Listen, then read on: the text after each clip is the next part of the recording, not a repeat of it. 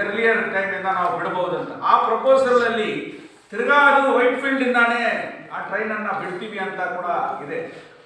ಇದರಿಂದ ನಾವು save KGF United front ಈ ಡೈಲಿ ಟ್ರಾವೆಲರ್ಸ್ ವಿಚಾರದಲ್ಲಿ ಪ್ರಮುಖವಾಗಿ ಒಂದು ಸ್ವಲ್ಪ ಪ್ರಸ್ತಾಪ ಏನೆಂದರೆ KRS ಇಂದ KSR ಇಂದ ಅದೇ ಮೆಜೆಸ್ಟಿಕ್ ಇಂದ ಆ 66532 ಆ ಟ್ರೈನನ್ನು 3:30ಗೆ ಬಿಡಬೇಕು.